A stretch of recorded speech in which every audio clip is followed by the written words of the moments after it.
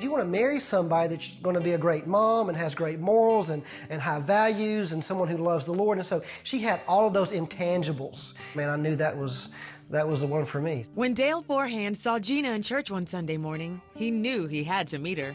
Dale had a lot of spunk, a lot of love for life, but he loved the Lord. Still in college, the two dated for 4 years before marrying in 1988. We were doing a lot of the things that we were told to do, what the world tells us to do. You know, get married, have 2 kids, have a nice home, climb the corporate ladder, you know, go to church on Sundays, spend your time at the golf course, pour your life into your kids. The problem with the American dream for families and marriages is this, is that you can get so busy chasing that dream, you can lose each other in the process. Dale and I were married for 7.5, almost 8 years. When there was just kind of this slow erosion that began to take place in our marriage. A lot of disconnectedness. The arguing turned into yelling, which in turn ended in silence. The fighting escalated and Dale couldn't take it anymore. Determined to regain control, he kicked Gina out of the house. I just kind of threw the gauntlet down one day and I said, Gina, I'm done. I'm done with you. I'm done with this marriage. And I take her suitcase from underneath our bed, and I take her clothes out of her dresser, and I throw them in that suitcase. And when I get back, you better be gone. So I went and played golf and delivered my kids to a swimming pool. You know, I just kicked my wife out of the house. I had just ended my marriage. I felt like my world came crashing down because everything that identified who I was as a mom and a wife and where I lived was suddenly, you know, just gone. And, you know, what do you do with that? So you just kind of feel like you're standing in the driveway with a bunch of broken pieces in your hands, and how in the world is something good going to come out of that? Several days later, Dale and his twin brother took the kids out of vacation Bible school and left town.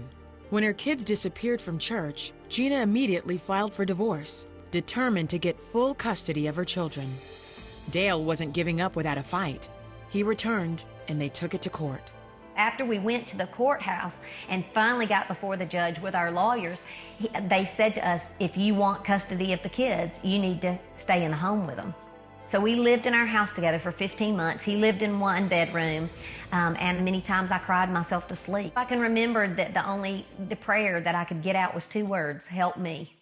And, you know, I think now looking back, it's probably the best prayers I've ever prayed in my life. The nights were filled with prayer, but the days were filled with divorce and custody battles. It's about gaining stuff that you can use against them in the court hearing. And you got 1.5 years to do this almost. And so what do? Man, you begin to start wearing tape recorders. And you begin to start saying things, see if you can make a fight out of it and get them to say something or to do something or to scream or yell or be violent. And so the antagonism rises and the pressure rises. And so even though we were under the divorce decree, so to speak, or pending our day in trial, the fighting didn't stop. There is a fine line between love and hate.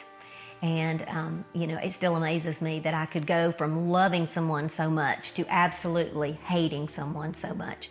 Dale and Gina were the first couple in their county to receive joint custody. They were not happy about their tie. Several months into the divorce, Gina was exhausted from the continued fighting. I just remember just having this breaking point in my life like it hadn't stopped. You know, the whole point of this divorce was for this to stop, and it hasn't stopped. I just opened my mouth and out came, what are we doing? What are we doing? Would you come home and let's try to fix this thing? And I promise you, I looked behind me like, what was that? Where did that come from, you know? So it kind of took Dale back. He was like, excuse me, you know? But I think that was kind of this moment that was a huge turning point for us. I'm in a huge battle between my lack of understanding about how to do it. You know, how do you even begin to reconcile a broken marriage? I needed my marriage to be restored. I needed my soul to be restored. I needed restoration, not relief. Dale and Gina worked through each and every issue in over 1 year of Christian counseling. With much prayer and forgiveness, Dale and Gina remarried, determined to keep Christ at the center of their second marriage. I just remember standing there going, thank you, God, for a second chance. Thank you for restoration, for that you had proven yourself faithful. I was more in love with her at that moment than I'd ever been before that time. My love for her was new. It had changed. Two very different people. But I can honestly say, Dale and I both were very different people. The way we approached life, the way we saw our purpose for life, the way we saw our identity, the way we saw how we parented. I mean, everything changed because Christ was now the center of it, where he had kind of just been a part of it, but not really the core, the center of it. 13 years later, Dale and Gina are more in love than ever and amazed at how God was able to put the broken pieces of their marriage back together. God is a redeeming God, and he has taken those years the locusts have eaten and restored those in our home and restored the hearts of us as individuals and our children and then us as a family. So it's been a great thing. That the miracle of a restored or a growing or a thriving marriage is the one miracle that God really does want us to take an active part in. We have a part to play in the restoration of our homes, in the growing of our love, in the development of a marriage that would bring God honor and glory. And so, with his grace and his power, all things are able.